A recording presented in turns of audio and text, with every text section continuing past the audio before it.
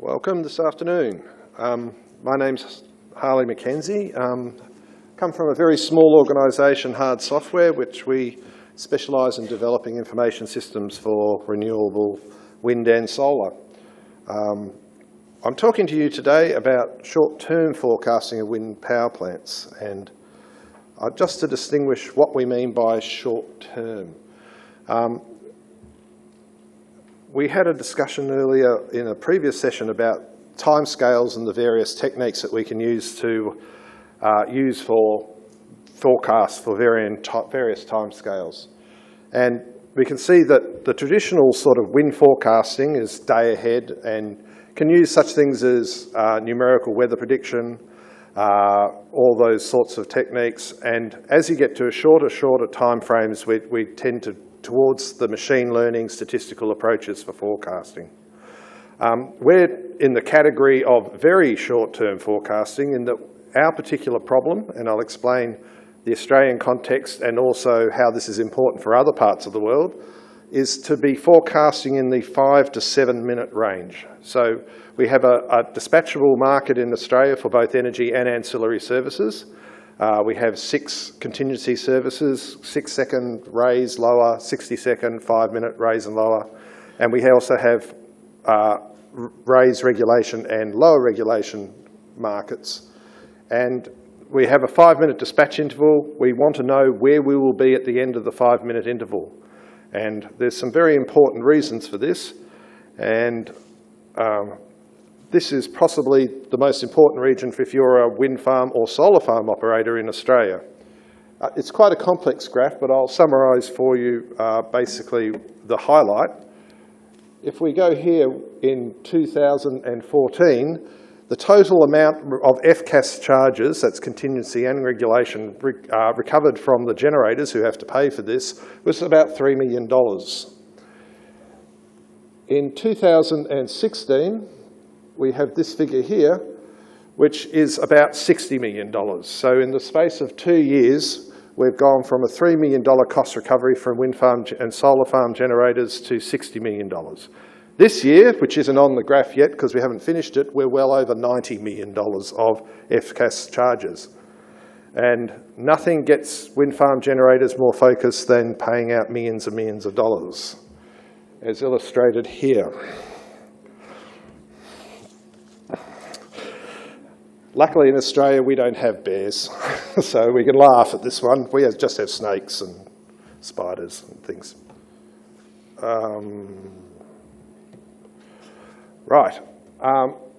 The first problem, and this is the one specific to Australian conditions but leads us to more things that have applicability for in other markets, is that we have a causa pays calculation, which basically tries to recover regulation costs from generators by measuring their 4-second deviation away from a target.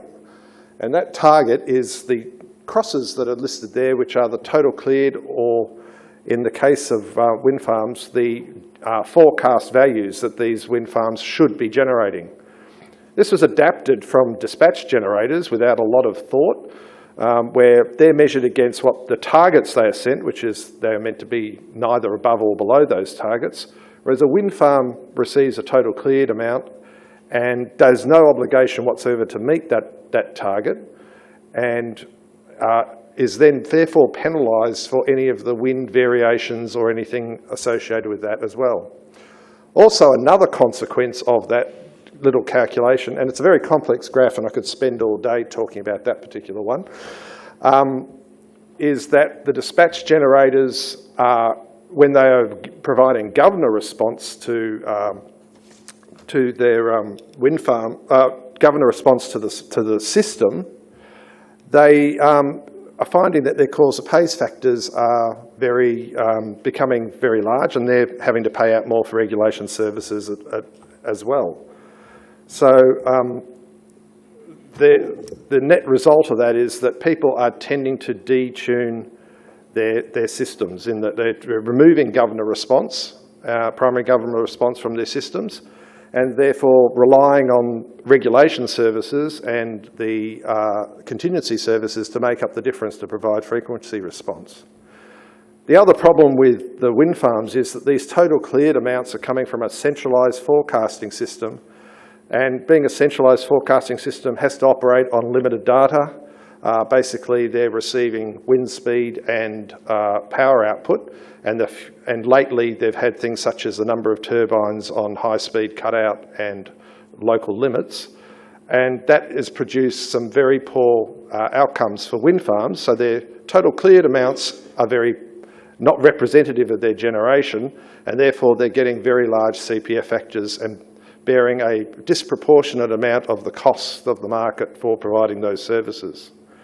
As we can see here, we have an example of a very large wind farm, and you can see that the blue line, which is the wind speed that's fed into AEMO from that wind farm, is nowhere representative of the huge range from the lowest to the highest turbine outputs, or wind speeds, I think in this case, over the whole wind farm. So this is leading to a lot of problems. As we can see here, kindly provided by Overspeed through one of their presentations, you can see the large variation that you get from just taking a wind speed and then producing a power output. Obviously, there's no wind direction taken into account, so therefore physical topologies such as mountains next to certain parts of the wind farm and those sorts of things can't be taken into consideration. So you're getting a forecast for a wind farm due to that large range of wind farms being represented by a single wind speed calculation, wind speed data point, providing a very limited and very wind speed prediction and therefore generation forecast that has a high degree of uncertainty. This is the more disturbing part of this situation, in that now that generators are removing their governor response to try and reduce their cause of pays factors, we're getting this sort of frequency distribution in the system. We can see here the blue line, which is a nice normal, sort of quasi-normal distributed curve there, is what you'd expect in a power system. And it's probably no surprise from looking at the graph that you can see pretty much the frequency bounds where the contingency services start to kick in. So what's happening is you're getting no primary governor response in the system in that middle band of operation, and that's producing a very poor power system outcomes. So the lesson here is that if you provide the economic incentives to generators to detune their governor response, you can't complain about the results in the end. But one thing we can do, and a recent initiative by AEMO, is to allow wind farms to provide forecasts to AEMO rather than AEMO producing the forecasts themselves. And this allows the wind farms to take into account all of the factors that a simple forecasting system can't. So we can take into account things such as the size of our turbines, we can take into account the location, the topology, the effects of different wind directions, and all those local conditions that you couldn't possibly replicate in a centralised forecasting system. And the idea is that we take that single forecast and we pass that on to AEMO, who probably will perform some validation of their own, and they'll use that as the forecast for that wind farm for the next end of the dispatch interval. And that has a number of implications. One is that if the whole system is providing better forecasts, AEMO will know how much, have a greater degree of certainty on how much energy to dispatch from other plant. Therefore, they don't need to have as much regulation services, and thereby will lead to reducing the cost of FCAS for the whole market. So you can see here we have a normalised representation of our example wind farm here.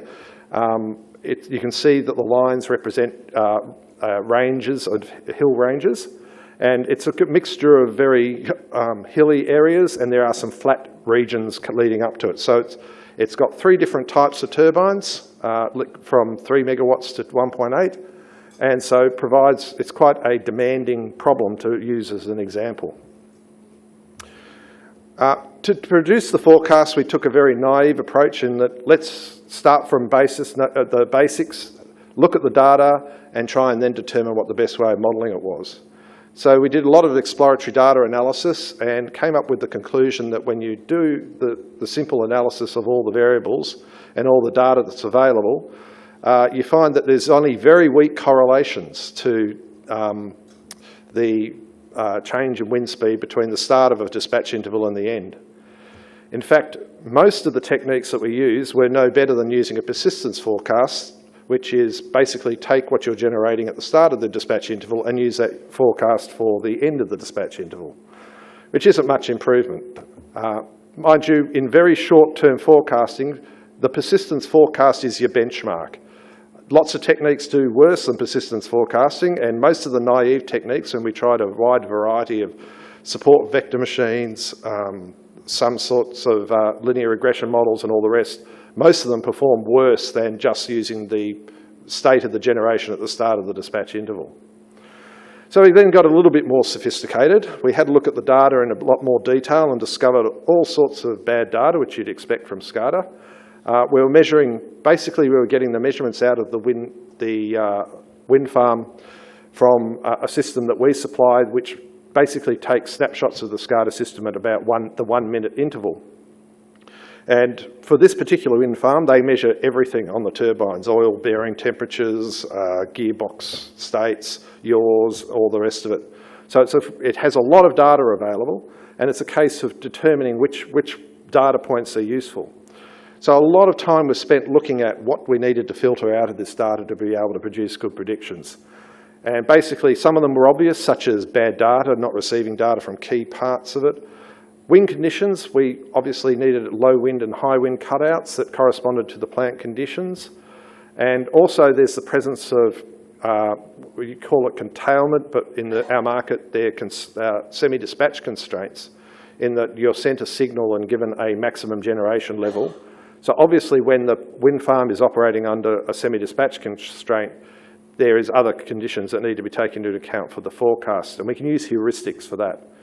The actual forecast figure that you need to supply to AEMO is, of course, known as a UIGF, which is a unconstrained intermittent generation forecast. So you've got to predict what the wind farm would have been doing if it wasn't constrained when it is under a constraint.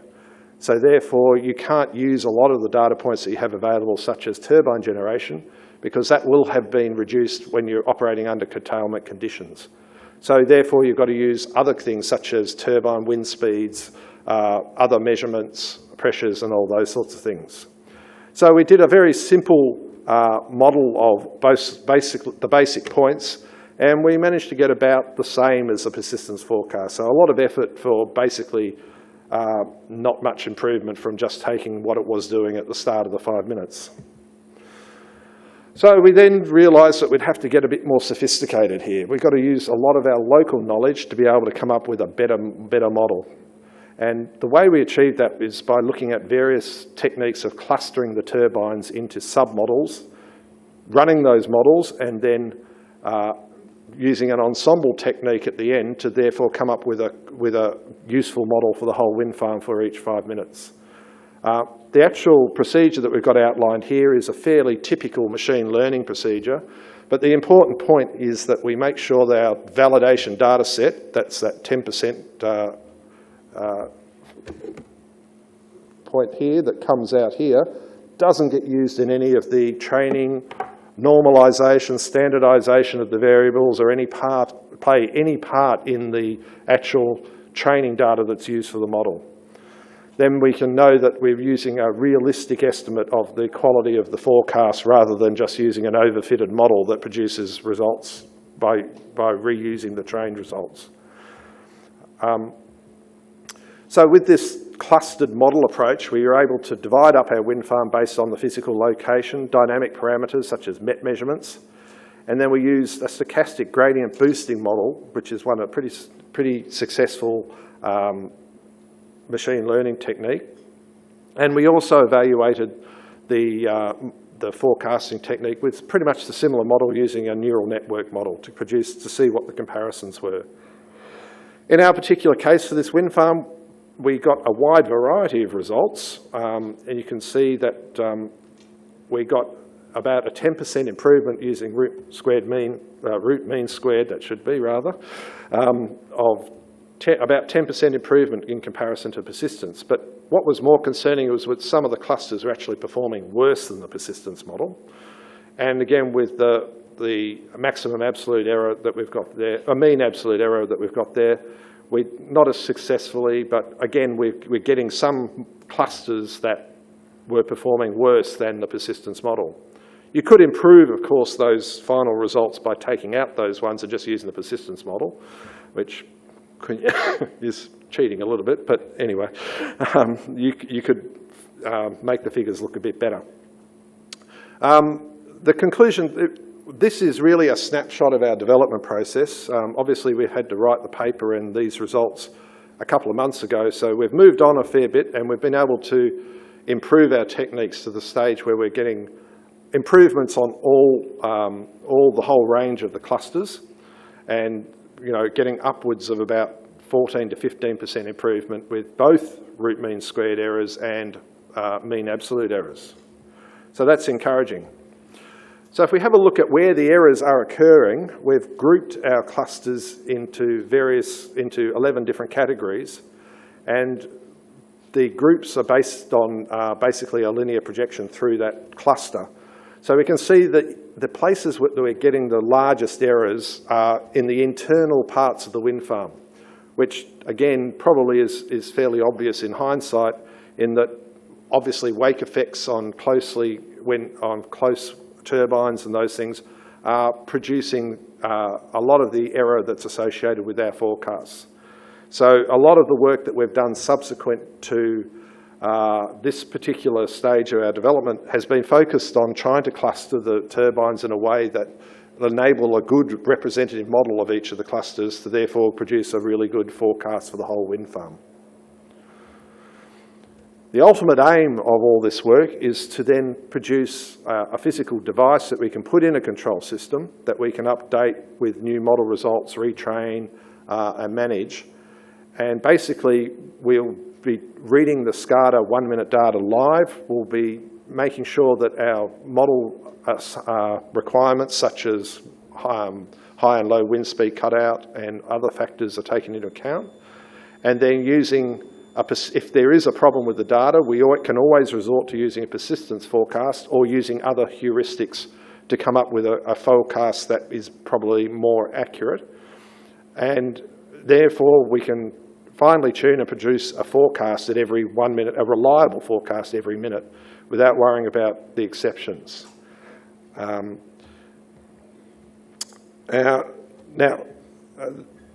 Basically, the idea of producing these short-term forecasts is that we believe that we can substantially reduce the FCAS cause of pays cost, which is a very Australian problem, but is costing the industry millions and millions of dollars and making many wind farms, and there aren't so many solar farms at the moment, but there will be, financially untenable. And there are system security implications in that if we can provide good wind forecasts from each of the wind farms, the system operator and the dispatch process can use a much better estimate of what generation is on the system and what generation is needed. And therefore, we can reduce the whole system cost of regulation and contingency services. And the other factor is when you need to provide, and probably this is an implication that has the widest applicability, if wind farms are going to reliably produce ancillary services and offer those services to the market, then we need to be, especially if we want to provide raised services, you need to know exactly where you'll be at the end of the dispatch interval so that you can make sure that you don't lose excessive energy in providing headroom to provide an ancillary service. So if you're enabled for 6 megawatts of ancillary services, you want to make sure that you're just reduced by as close to 6 megawatts as you can be so that you don't lose energy income. So I'd like to think that's the end of my talk. Hard Software is the organisation. We're just currently, at the moment, forming a new company called Dispatch Solutions with a colleague of mine who's also been at a number of these conferences, and for the purposes of trying to improve dispatch of renewable energy in all of the international competitive energy markets. Thank you.